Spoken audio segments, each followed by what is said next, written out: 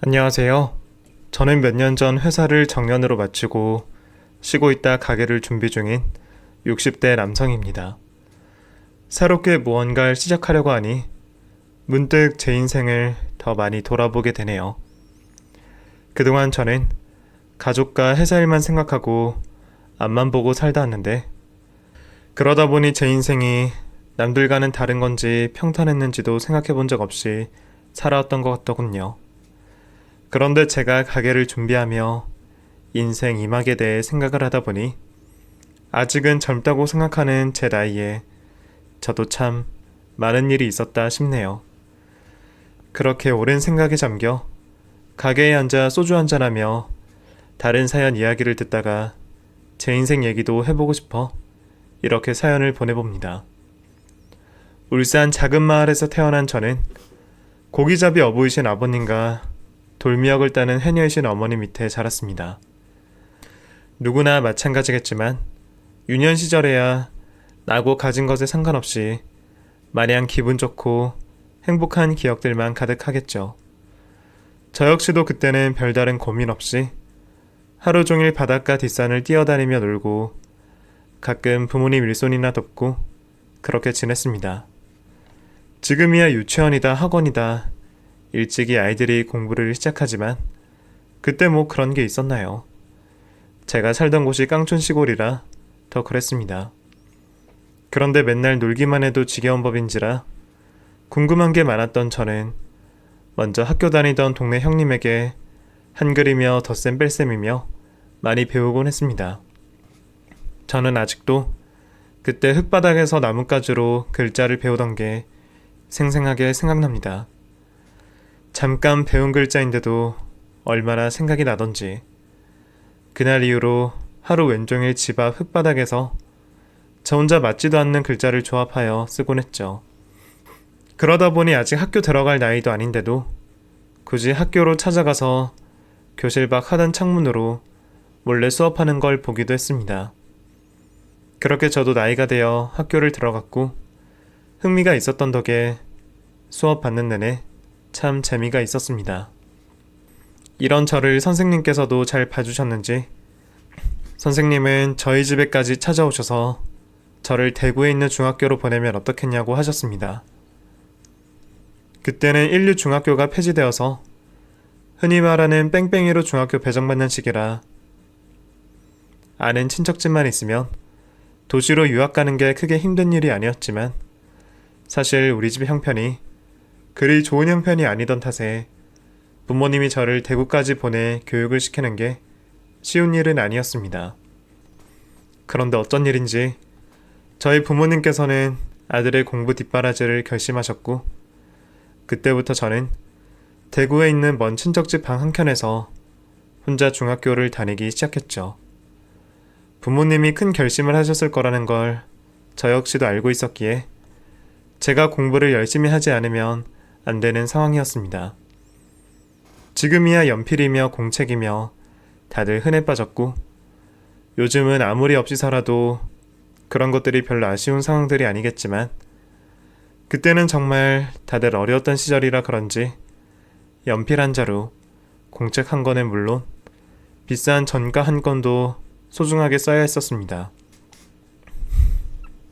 그러니 저는 당연하게도 공부하는 시간 빼고는 모든 걸 아껴가며 공부만 했었습니다. 봤던 책을 수십 번을 보고 적은 노트를 수십 번을 외웠죠. 그렇게 열심히 공부하는 저를 하늘도 돕는 건지 고등학교 들어가기 전엔 대구에도 고교 평준화가 되어 무난하게 질 좋은 수업을 받았고 제가 대학 들어가기 전에는 마지막 대학 본고사를 보다 보니 혼란이 적어서 저도 나름 서울의 괜찮은 대학교에 합격할 수 있었습니다. 지금도 지방에서 그렇게들 하는지 모르겠지만 제가 대학 본고사 합격을 받고 저희 마을에선 아주 난리가 났습니다.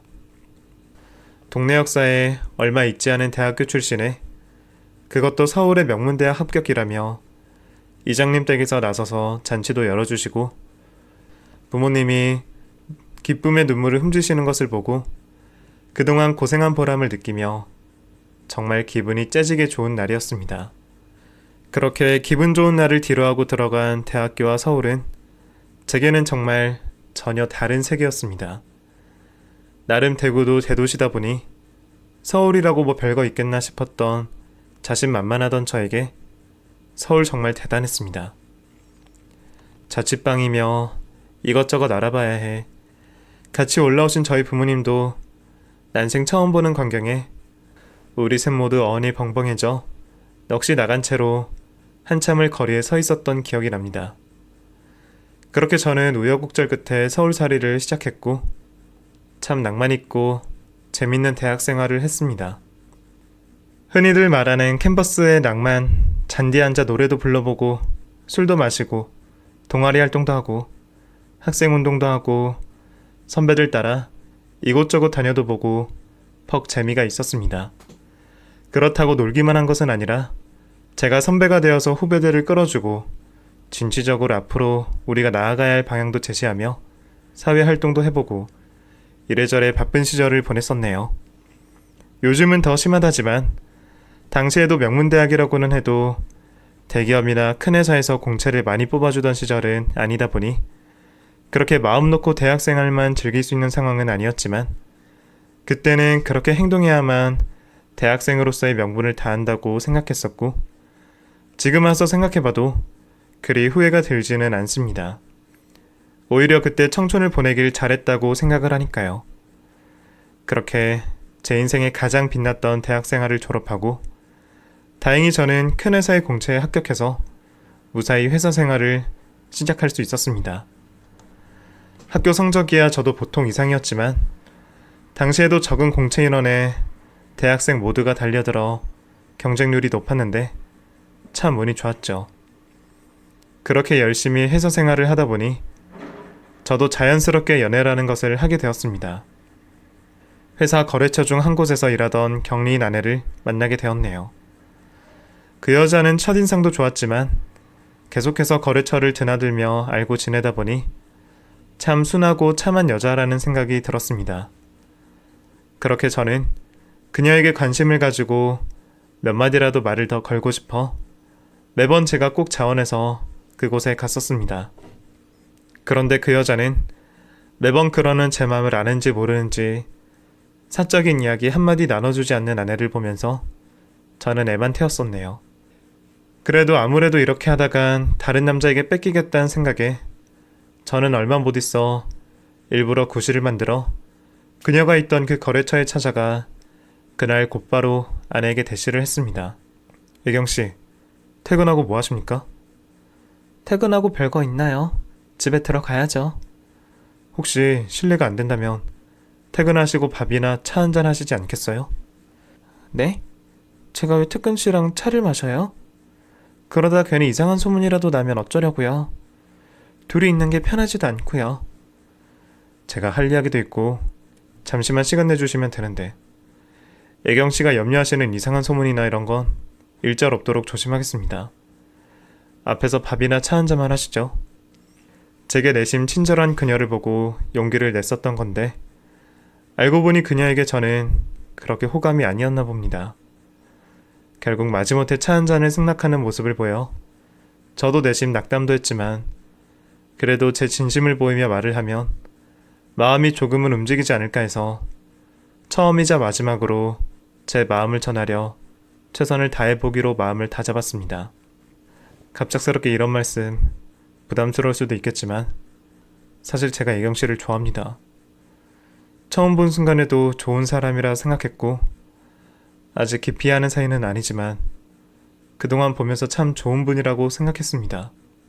오늘 뭐 꼭 어떤 대답을 듣겠다는 아니고 그냥 제 마음은 이렇다는 걸 말하고 싶어서요. 글쎄요.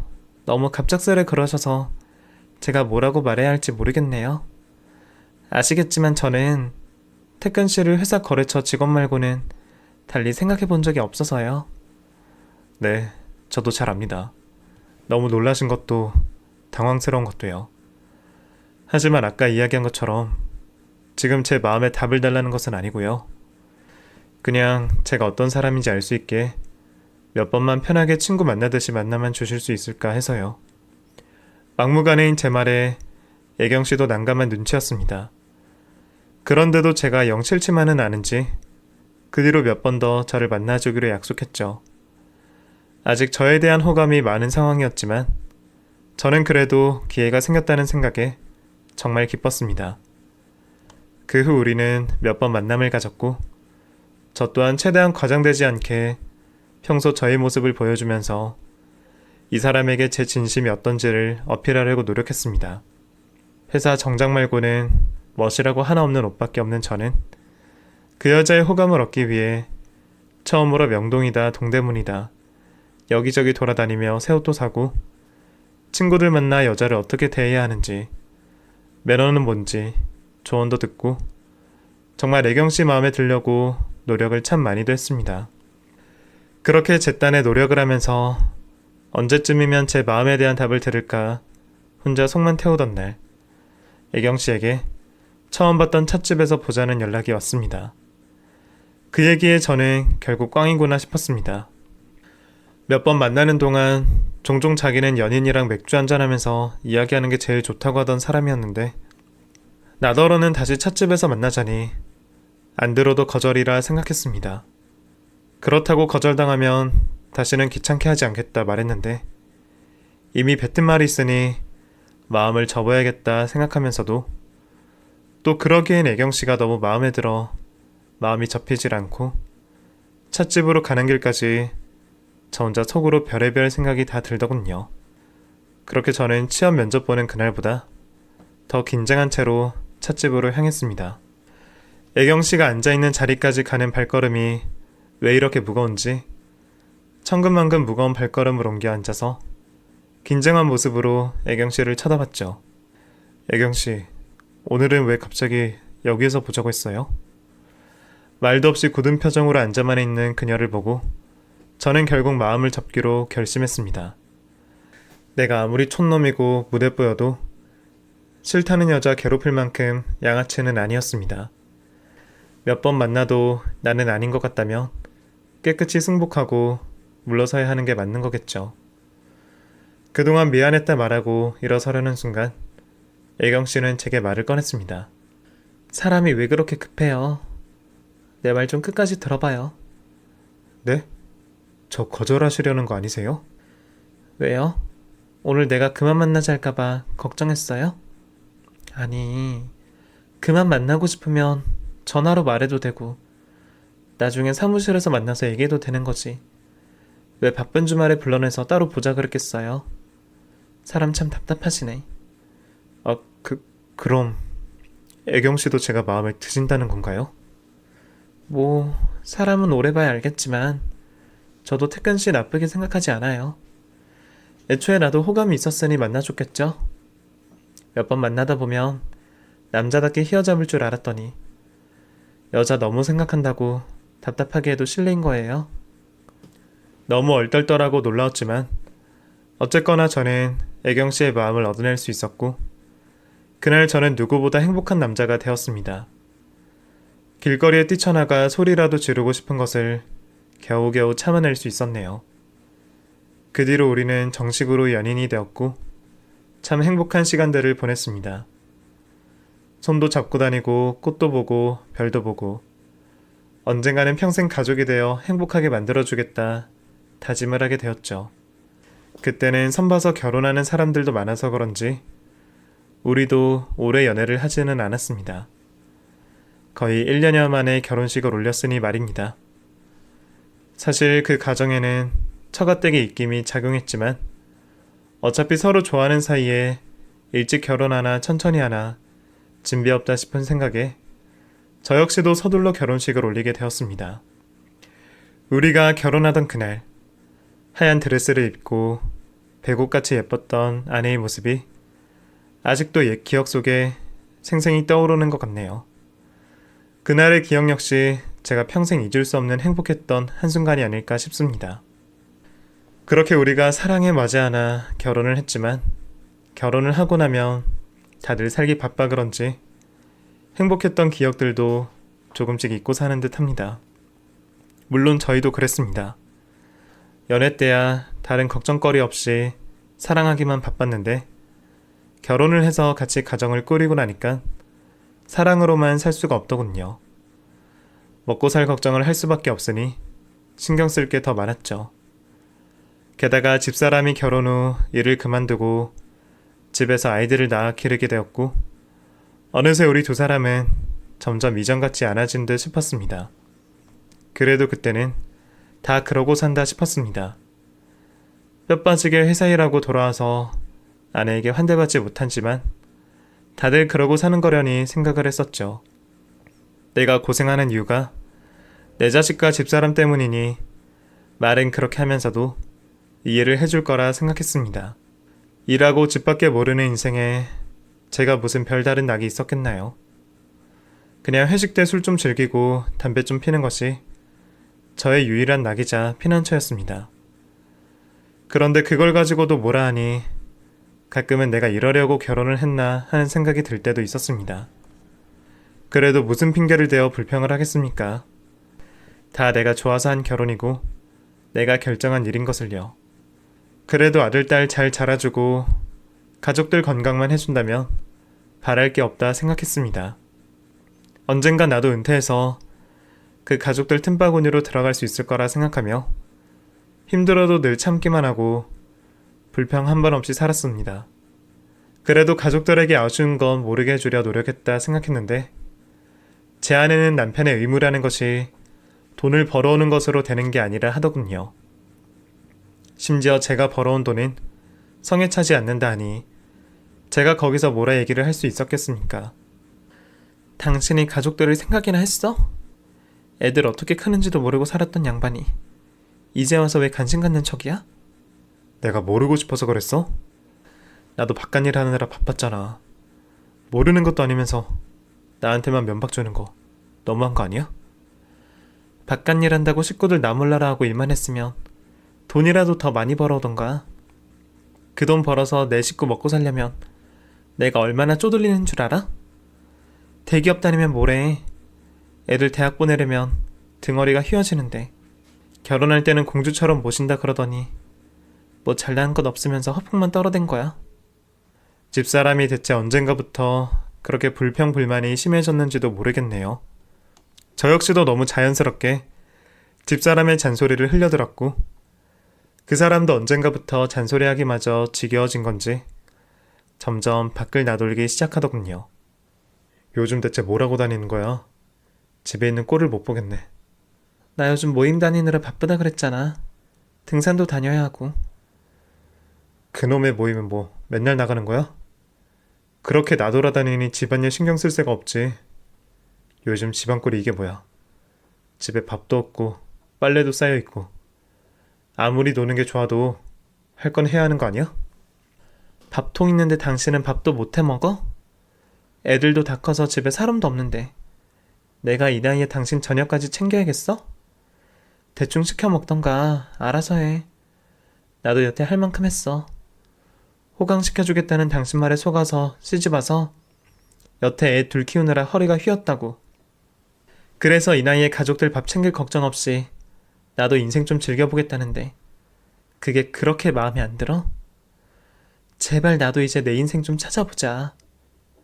애들 다 키워놨으니 자기 인생 즐기겠다는데 거기다 대고 저도 할 말이 없었습니다. 아니, 애초에 제가 말을 해서 듣기나 할련지도 모르겠네요. 그렇게 집사람은 집안일은 뒷전으로 두고 계속 그놈의 모임을 쫓아다녔습니다. 무슨 동호회니 등산 모임이니 여기저기 무슨 만남이 그렇게나 많은지 어딜 나간다고 묻기도 어려울 지경이었습니다. 애들 다 키워놓으면 우리들이 오붓한 시간을 좀 가져볼까 기대했는데 집사람은 집사람대로 나가 돌아다니고 애들은 저마다 대학생활 하느라 사회생활 하느라 어디 집에 있는 식구들이 없더라고요. 그 지경쯤 되다 보니 내가 가족들을 위해서 살아온 게 맞나 싶기도 하고 내 집 가족들에게 왠지 섭섭한 마음도 들고 했습니다. 애들이며 애들 엄마까지 그렇게 밖으로 나도는 동안에도 저는 아무런 의심을 하지 않았습니다. 가끔은 너무 늦게 들어오는 것 같아서 한마디 하려 하다가도 내가 자기를 평생 고생만 시켰다는 그 말이 혀내 남아 괜히 목구멍으로 말을 삼켰죠. 그래도 저는 아내에게 믿음이 있었던 모양입니다. 언젠가부터 등산 간다는 여자가 분을 찍어 바르고 내 앞에선 바른 적 없던 립스틱까지 바르는 걸 보면서도 설마 하니 내 마누라가 헛짓거리를 하고 다닐 거라고는 생각하지도 못했습니다. 그런데 사람들은 그런 저를 보며 바보라 하더군요. 그건 믿은 게 아니라 방임을 한 거라며 밖으로 놔두는 마누라 하나 관리 못하는 호구라 말했습니다. 그땐 사람들이 너무하다 싶었는데 그때 그 사람들 말이 다 맞을 줄은 저도 몰랐네요. 설마 했던 아내가 정말로 바람을 피고 있었을 줄은 말입니다. 애초에 나를 속일 생각이나 있었는지 모르겠습니다. 내가 무서워서 그랬을지 신경 쓰고 싶지도 않았는지 모르겠지만 언젠가부터 모임들을 다니며 웬 남정네를 만나기 시작한 아내는 제게 대놓고 이혼을 요구했습니다. 나 다른 사람 생겼어. 솔직히 미안하지는 않네. 나도 당신이랑 30년 가까이 살면서 할 만큼 했다고 생각하고 앞으로 얼마나 더 오래 살지도 모르는데 나도 좀 행복하게 살다가 가고 싶어. 그 사람 돈 많아. 나도 이제 제대로 돈 버는 남자 만나면서 기세 등등하게 한번 살아보려고. 당신 지금 제정신이야? 미쳤어? 뭘 잘했다고 내 앞에서 그렇게 당당해? 바람났다고 여기저기 광고하고 싶어? 이혼? 잘못해놓고 지금 나한테 이혼해달라는 얘기가 나와? 당당하지 못할 건 또 뭐야? 솔직히 우리 사이에 언제 갈랐었어도 이상하지 않았어. 솔직히 여태 애들 때문에 붙어 살았던 거지. 애들만 없었으면 진작 이혼했어. 우리 벌써 30년이야. 당신 아직도 나를 사랑해? 아니 다들 그렇게 사는 거지. 그 나이에 무슨 사랑 타령이야. 정신 차려. 애들 다 컸다고 해도 아직 시집장가도 안 갔는데 지금 와서 이혼하면 우리 애들은 어쩌라고. 요즘 세상에 무슨 구닥다리 같은 소리를 하고 있어. 요새 이혼한 부부가 얼마나 많은데. 그런 거 가지고 문제 삼았으면 세상 젊은 남녀 다 결혼 못하고 혼자 살게? 그런 건 따지는 집안이 이상한 집안이야. 괜히 애들 핑계 대지 말고 깨끗하게 이혼 도장이나 찍어줘. 나 당신이랑 하루라도 빨리 헤어지고 싶으니까. 솔직히 아내가 말하는 그 말들이 모두 제게 상처가 되더군요. 나랑 지난 30년 세월은 기억하고 싶지도 않다며 돈 많은 남자랑 남은 여생을 살겠다는 아내는 제가 모르는 낯선 사람 같았습니다. 첫 애를 임신하고서 그 과일 가게들 다 닫은 야밤에 살구가 먹고 싶다고 이 동네 저 동네 돌아 살구를 사가지고 온 내게 고맙다고 하던 그 여자가 어디 갔을까. 이제 부부가 인생 2막을 시작해야 할 시기에 다른 남자를 찾아 떠나겠다는 그 여자를 제가 뭐라고 붙잡아야 할지를 모르겠더군요. 심지어 그 남자가 돈이 많으니 재산 분할은 필요도 없다며 자기가 들었던 적금 챙기고 하나 있는 재산인 아파트는 나중에 아들 장가갈 때 해주라고 적선하듯 선심을 썼습니다. 나는 이혼하자는 말의 충격 때문에 재산 분할이니 뭐니 다른 걱정은 하지도 못하고 있었는데 그 여자는 언제 그렇게 다 계산이 끝났는지 모르겠네요. 결국 저는 그렇게 60이 다 된 나이에 이혼을 하게 되었습니다. 하루아침에 호라비가 되고 보니 참 한스럽고 허무하더군요. 그래도 나는 아직 아내를 사랑한다 생각했는데 처음이나 마지막이나 결국 나만의 외사랑이었다 생각을 하니 기가 막힐 지경이었습니다. 그 사람이 내게 진심을 보여준 적이나 있었는지 결국 아내와 함께했던 인생 전체까지 부정하게 되는 지경이 되었습니다. 그래도 행복했던 기억도 참 많았는데 그런 추억들마저 흩어지려 했죠. 아이들에게는 엄마가 바람나서 이혼을 했다. 그런 자세한 이야기까지는 하지 않았습니다. 그냥 엄마가 이혼해달라더라 얘기했더니 예상이라도 한 것처럼 쉽게 받아들이더군요. 나이가 먹을 만큼 먹었으니 큰 충격을 받지는 않겠다 싶었지만 애들이 보기에도 우리 관계가 그리 좋지만은 않았던 모양입니다. 그래도 애들이 지 아버지 불쌍한 줄은 아는지 엄마 쫓아가겠다고 안 하고 여태 한 집에 같이 있어주네요. 다 컸다고 지들 갈 길 간다 떠날 줄 알았는데 고맙게도 제 곁에 남아준 아이들만이 저의 유일한 위안이 되었습니다. 그렇게 애들 엄마 없이 몇 년을 지냈습니다. 아이들이랑은 가끔 연락하고 지내는지 모르겠지만 이혼 도장 찍은 그날 이후로 저는 전처와 한 번도 만나거나 연락을 나눈 적이 없었습니다. 그렇게 3년이 지났었죠. 저도 이제 그 일이 무덤덤해지고 있고 은퇴를 하고 다른 인생을 고민하던 참이었습니다. 그러던 중에 집안에 아주 오랜만에 경사가 들려오게 되었네요. 30이 넘은 우리 아들이 만나던 아가씨와 결혼을 하겠다고 말해왔습니다. 만나는 친구가 있다는 건 알고 있었지만 제가 남자라 그런지 애들 엄마처럼 애살 있게 캐묻는 성격도 아니고 다 큰 애가 지 알아서 하겠지 싶어서 묵묵히 기다리고만 있었죠. 그렇다고 제가 아들의 결혼 소식을 기다리지 않았던 것은 아닙니다. 혼자 있는 내 처지가 초라해서 그렇지 우리 아들은 좋은 사람 만나서 예쁜 자식들 낳아 평생 백년해로 하며 행복하게 살았으면 좋겠다. 내심 바라고는 있었습니다. 그러던 차에 나이가 차서 결혼을 하겠다니 어찌 기쁘지 않았겠습니까? 순식간에 결혼 이야기가 오가게 되고 머지않아 상견례 날이 잡혔습니다. 그쪽 부모님은 미국에 사신다는데 딸 자식 결혼 때문에 미리 귀국을 하셨더군요. 그쪽에서는 먼 길 오시는데 나는 혼자 나가도 되는 건지 갑자기 걱정이 되었습니다. 그래서 혹시나 싶어서 전처에게 연락을 해보기는 했죠. 성현이 결혼한대. 얼마 뒤에 상견례 할 건데 당신 나올 거야? 오랜만에 걸려온 재전화가 귀찮은지 전처는 아들이 결혼한다는 얘기에도 듣는 둥 마는 둥 하며 관심이 없더군요. 뭐 그런 걸로 나한테 전화해. 결혼은 식장까지 데려가 봐야 아는 거지. 어차피 이혼한 마당에 우리가 나란히 가 있어도 이상한 거 아니야? 상견례는 당신 알아서 하고 나는 여행 가야 해서 바쁘니까 당분간 연락하지 마. 무심하게도 끊긴 전화를 들여다보며 저는 긴 한숨을 내쉬었습니다. 나한테는 그랬더라도 자식들은 예뻐했으면서 어떻게 아들이 결혼한다는데 저렇게 자기 놀기 바쁜 건지 정말 제대로 새 인생을 살고 있구나 싶어서 괜히 마음이 그렇더군요. 아이들 결혼할 날이 머지 않았는데 그때까지만 좀 참으라는 붙잡는 제게 자기는 한시라도 나와 허비하고 싶지 않다며 매몰차게 뒤돌아갔던 사람이었습니다. 애초에 그렇게 매몰찼던 사람에게 내가 뭘 기대했는지 말이에요.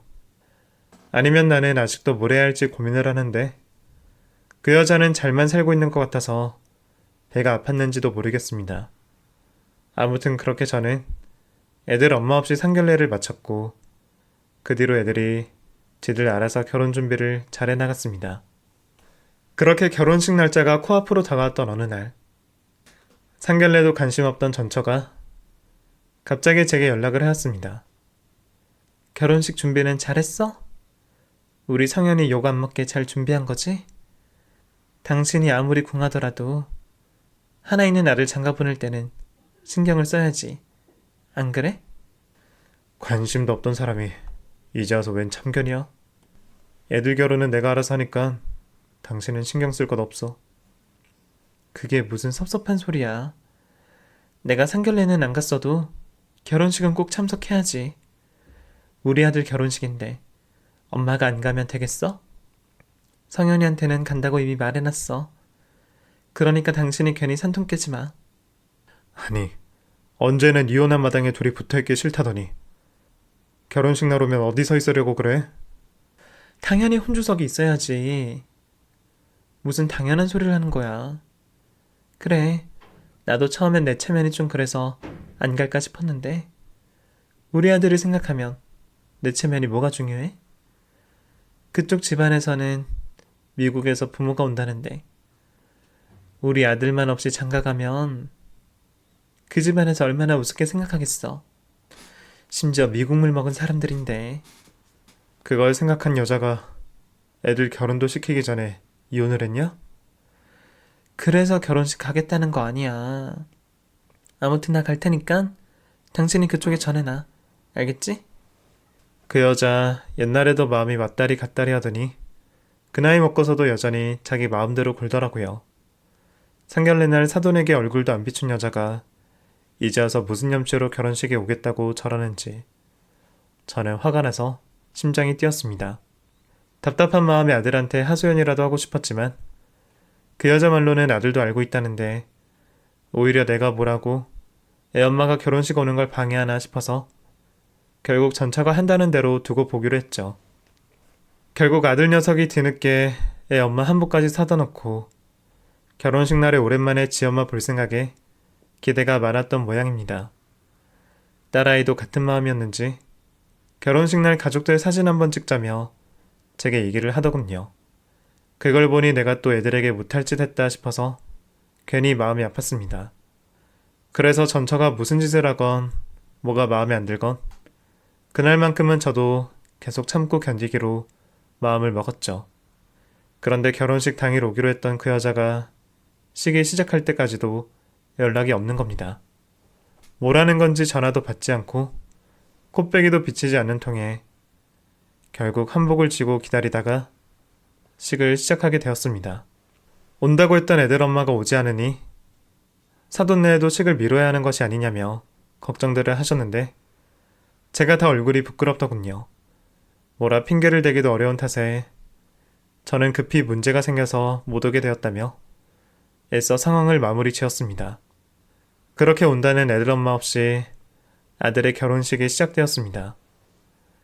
애 엄마가 없으니 화촉점화도 생략되었고 저는 혼주석에 덩그러니 앉아 아들이 결혼하는 모습을 지켜보고 있었습니다. 그 여자 얼굴을 안 봐도 되어 속 시끄러운 일 없이 다행이다 싶으면서도 어떻게 자기 아들 결혼식까지 파토를 내나 싶어서 한숨이 절로 나왔습니다. 제 기분보다는 애들이 얼마나 속이 상할까 섭섭할까 싶어서 그 기분 좋은 날 아들 장가가는 모습을 제대로 즐기지도 못했네요. 그래도 순식간에 결혼식이 끝나고 저는 피로 현장으로 가서 손님들을 맞았습니다.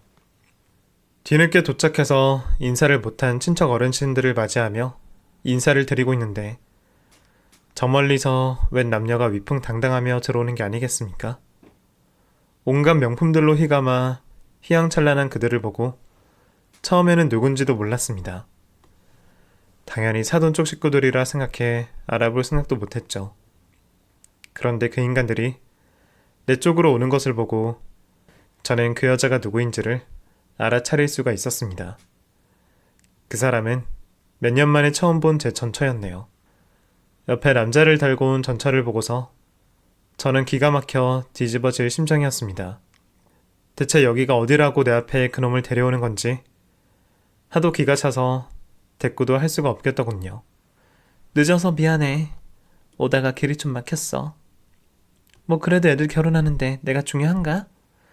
축하라도 해주려고 왔어. 사돈댁은 어디 계셔? 당신 지금 여기가 어디라고 그 사람을 데려와? 온다 해놓고 그 시간에도 오지도 않고는 지금 제정신이야? 뭐가 어때서 그래? 그럼 내 아들 결혼하는데 내가 내 남편도 못 데려오냐? 전처는 당당하게도 상간남을 끼고 왔더군요. 두 사람이 제 앞에서 아무런 거리낌이 없는 것을 보고 허탈함까지 느껴졌습니다. 무슨 염치로 그러고 와서는 사돈댁과 인사까지 한다기에 어째야 하나 곤란한 것은 저였습니다. 그렇다고 내 말을 들을 여자도 아니고 인사라도 시키는 게 맞다 싶었습니다. 그렇게 제가 사돈 내외에게 인사를 시키러 전처를 데려가려는데 옆에 그놈은 무슨 생각인지 믿기지도 않고 따라오더군요. 그냥 될 대로 되라 싶은 심정이었던 저는 그대로 사돈 내외 앞으로 갔습니다. 바깥 사돈은 어디 가셨는지 모이질 않으시고 사부인만 계시더라고요. 그렇게 사부인 가까이로 다가가던 그 순간 옆에 있던 그놈이 뭘 봤는지 갑자기 얼굴이 하얗게 질려서는 전처도 그대로 두고 갑자기 뒷걸음질을 치는 겁니다. 그러고는 물을 새도 없이 쏜살같이 도망을 치더군요. 발이 꼬여서 넘어지고 난리 부르스를 떠는 것을 우리 셋 다 지켜만 보고 있었습니다. 여보, 어디가? 여보! 뭐야? 저 사람 왜 그래? 못 볼 거라도 본 거야? 그런데 표정이 굳어지는 것은 그놈뿐만이 아닌 겁니다. 무슨 일인 건지 사부인 표정이 싹 굳더니 영문 모르고 서 있는 제 전처에게 그놈에 대해 캐묻기 시작했습니다. 저 사람이 왜 여기 있어요? 둘이 무슨 사이예요? 네? 아니 다짜고짜 그렇게 물으시면 저희 아저씨예요. 몇 년 전에 제가 재혼했거든요. 저 사람 이름이 이인택 맞죠? 혹시 미국 살다 왔다고 안 했어요? 몇 년 전까지 미국에 있었을 텐데. 어머 맞아요. 아 미국에 계신다 하시더니 우리 아저씨랑 아는 사이세요? 알다 마다요. 내가 아주 잘 알죠. 그런데 둘이 재혼을 했다고요? 저 인간 식구들이 아직 미국에 그대로 있는데? 나 참, 저 자식 버리고 아주 제대로 새살림을 차렸구만. 아무튼 내가 저 인간 좀 만나야겠으니까 연락처 좀 주세요. 아니면 같이 집으로 가시던가. 대체 무슨 일인지 그놈을 찾는 사부인을 보고 저나 전처는 당황스럽기만 했습니다. 분명 아는 사이는 맞는 것 같은데 얘기하는 걸 들어보니 그리 좋은 사연은 아닌 것 같더군요. 한시가 급하다며 다그치는 사부인 탓에 우리는 피로연을 끝내지도 못하고 그놈을 잡으러 다같이 그 집으로 향했습니다. 그리고 가는 중에 무슨 사연이 있는지를 알게 되었네요. 그 사람 우리 지역 한인들 사이에서 아주 유명해요. 몇 년 전에 사기쳐서 몇십억을 해먹고 도망을 갔는데 식구들 미국에 두고 혼자 없어졌길래 미국 어디에 숨어있는 줄 알았더니 세상에 설마 한국에 있을 줄은 꿈에도 몰랐네. 우리가 그놈 찾는다고 얼마나 돌아다녔는데 알고 보니 그 인간 완전 허풍 사기꾼이더라고요. 한인들에게 이리저리 사기쳐서 돈을 들고 한국으로 도망을 왔던 모양입니다. 잡기라도 해야 처벌을 받을 텐데 어디 있는지도 모르니 그동안 속만 태우고 있었죠. 돈 많다고 남의 마누라 꼬셔내더니 그 돈이 다 남의 주머니에서 나온 돈이었네요. 제 전처는 그것도 모르고 그놈이 돈 많고 젠틀하다며 푹 빠졌는데 하필 그 원수를 아들 결혼식에서 만날 게 뭔가요? 저는 제가 잘못한 것도 아닌데 사돈 앞에서 고개를 들 수가 없는 지경이었습니다. 아니 그 사람이 그럴 사람이 아닌데 미국에서 사업을 크게 했다고 하던데 혹시 오해하시는 건 아닌지. 뭐 지금 상황이 이렇게 돼서 난감하긴 하지만 사부인도 정신 차리시는 게 좋으실 거예요. 그놈 절대로 믿을 만한 놈 아닙니다. 그 돈 해먹겠다고 장장 몇 년을 주민들 사이에서 환심사고 애썼던 놈이에요. 혹여나 피해 입은 것 있다면 지금이라도 돌려받으실 생각하는 게 좋을 겁니다.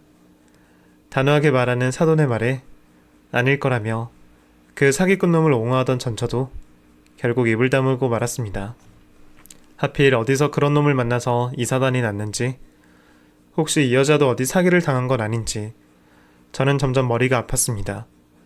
그렇게 급하게 전처의 집으로 도착한 우리는 금방 막 주차장으로 내려가는 그놈을 발견하게 되었고 바깥 사돈이 뛰어가 그 자리에서 그놈을 붙잡을 수 있었습니다. 노오라 소리 지르는 그놈을 사돈네가 붙잡으며 제가 곧바로 경찰을 불러 상황이 마무리가 되었죠. 소란이 커지자 동네 주민들이 다 내려와 구경을 하고 그게 창피했는지 전처는 급히 얼굴을 숨기더군요. 이 여자가 부끄러운 걸 아는 사람이구나 싶어서 어이가 없기까지 했습니다. 그런 게 부끄러운 인간이 30년 같이 산 남편 두고 사기꾼 놈 만나서 바람났던 것은 왜 그리 당당했는지 모르겠네요. 어쨌거나 그 사기꾼 놈은 경찰로 넘겨졌고 한국에서 재판을 하게 되는 바람에 사돈댁이 한동안 미국으로 돌아가지 못하시고 꽤 바쁜 시간을 보내셨습니다. 뭐 덕분에 저희가 그동안 시간을 많이 보낼 수 있었고 그런 사연이 생기다 보니 꽤 가까워지게 되었네요. 처음에는 괜히 죄송스럽고 민망스러워 몸둘 바를 몰랐는데 제 덕분에 그놈을 잡았다고 좋아해 주신 덕분에 지금은 저도 잘된 일이라 생각을 하고 있습니다. 정말 다행이었던 것은 그놈이 빼돌린 남의 돈으로 투자를 했는데 그게 하필 수익이 나게 된 덕분에 그동안 사채하면서 쓰고 다닌 돈 빼고도 돌려받을 돈이 있었다는 거네요.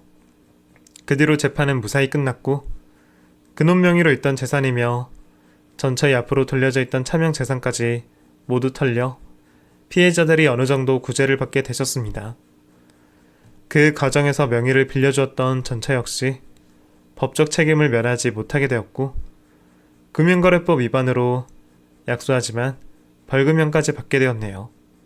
재판날 저도 사돈댁을 따라갔다가 전차를 만났는데 거기서 그 여자가 후회 말을 하더군요. 여보, 나 정말 후회해. 이제야 생각해보니 돈이 다 무슨 소용인가 싶어. 인생에 돈이 가장 중요한 건 아닌데 내가 잠시 돈에 눈이 멀었었나 봐. 나 이제 정말 반성하고 있어. 우리 어떻게 다시 시작해보면 안 될까? 나 아직 당신 사랑해. 이제 와서 그런 소리를 한들 내 귀에 들리겠어? 나야말로 당신을 사랑했어. 당신이 나한테 진심이 있었는지 없었는지 모르겠지만 나는 늘 당신을 사랑했어. 내가 대단하지는 못해도 당신 모자란 것 없이 해주고 싶었고 당신이랑 내 자식들 위해서 평생을 살았어. 그런데 나도 이 꼴을 보고 나니 깨닫는 게 많다. 당신 말대로 돈이 전부가 아니지.